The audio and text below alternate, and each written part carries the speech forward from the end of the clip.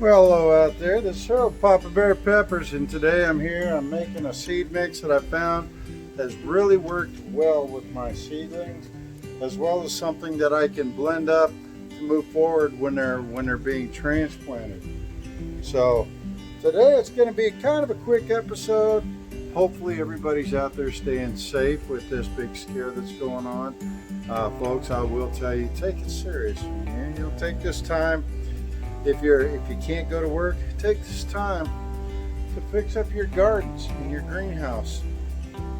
Make it the best garden, make it the best greenhouse that you can during these times of crisis, and kind of stick together and practice that social distancing. Anyway, back to what we're doing today. This is the mix that I'm making that I've been using quite often, and this is a pre-moistened right now. But what this is, I found that it works really well. I bring in some of my worm castings that I create, and that's usually about 2-3 handfuls, and that's 2 to 3 handfuls in this whole mix right here. Right now I'm pretty deep. Now you can either, when you mix it, I do use a lot of vermiculite. If you choose to use perlite, so be it. My raised beds are also very much fortified with the vermiculite. Whether you use that brand, or in my case, my Home Depot had run out, so I just grabbed a bag of this, which will work really well with the seed mix, because if you notice how fine grained that is, that's really good when you're doing seed starting or mixes where you don't want the roots to really have to fight to get down to the water source and to progress.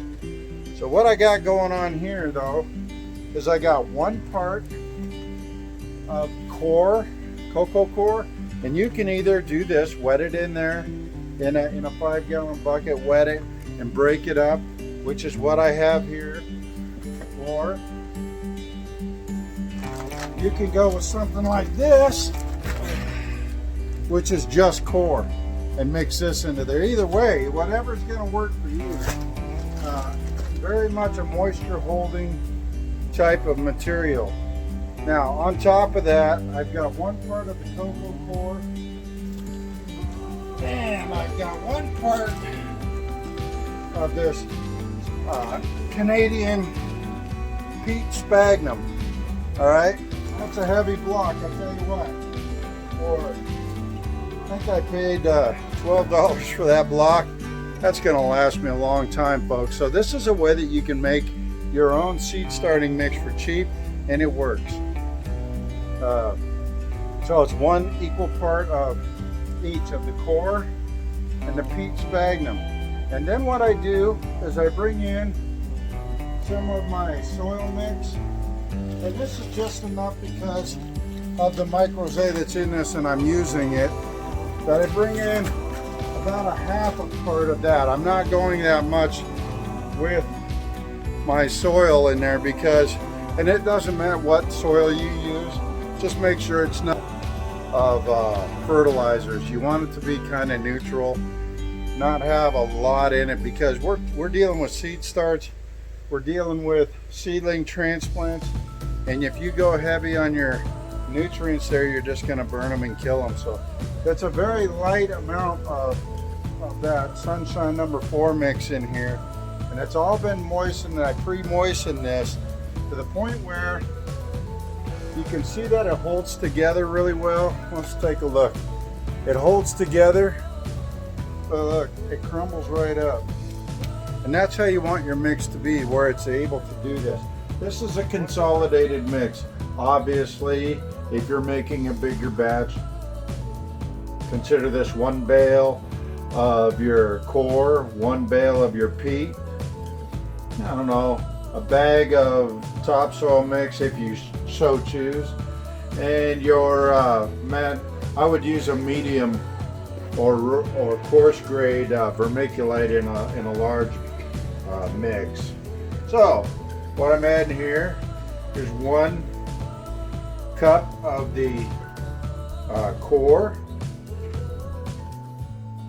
1 cup of the peat, so 1 to 1, And then half of that of a soil of your choosing, if you choose to do so. Not needed, but it, you know, it just adds to it. And for this, I'm getting rid of some big chunks, and I'm going to mix this together now and break this up a little bit. This is just soil that I had here, and it obviously has vermiculite in it. And so, you know, right here in itself would be a good seedling mix, although vermiculite to me is a big thing to use in seedling mix because it does retain moisture, but it also allows for drainage, and it'll hold on really well to your nutrients if you're feeding your plants. So it allows the roots to suck up those nutrients as well. Yes, you can use perlite. I just choose vermiculite, and there is some perlite in here. Since I'm adding more, I like to have a lot of. Now, on container gardens or containers, I do use a little more perlite than I do vermiculite because I do need it to drain a little bit more.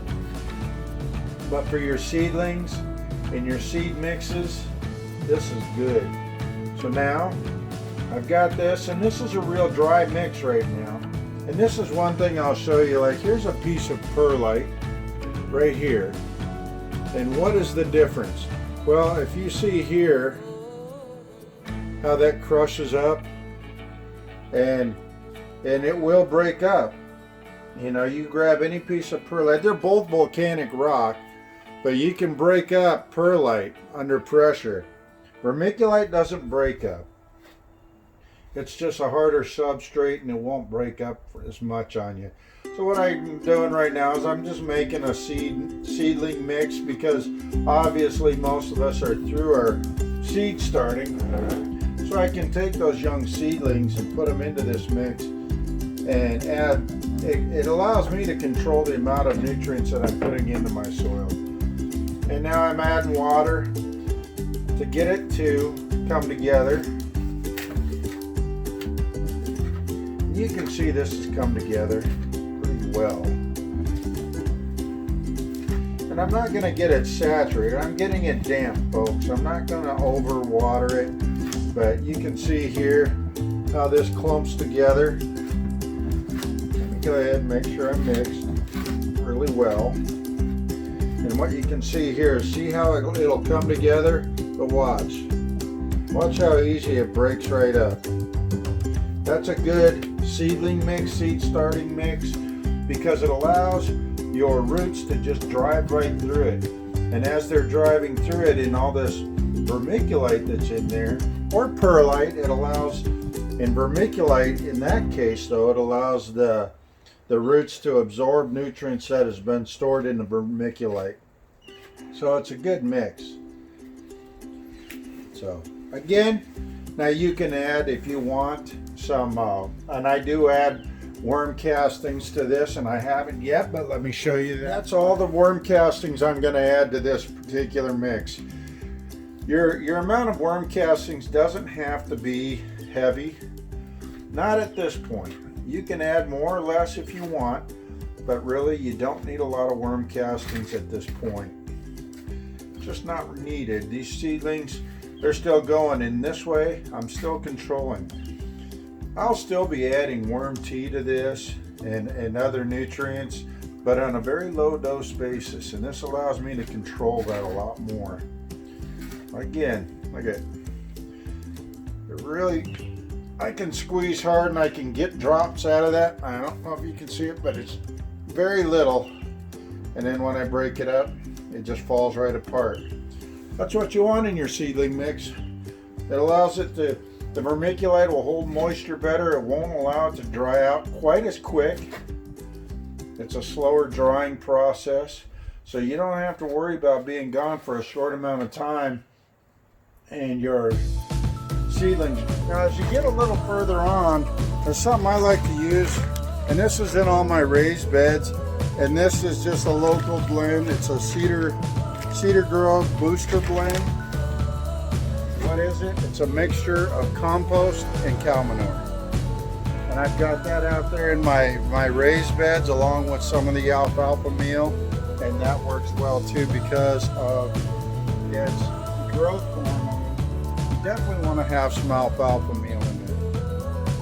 But in this mix, you keep it light. Bring your vermiculite into it to allow that porosity so that your soil will drain well. Not just for peppers, but you can do this for your other vegetables too.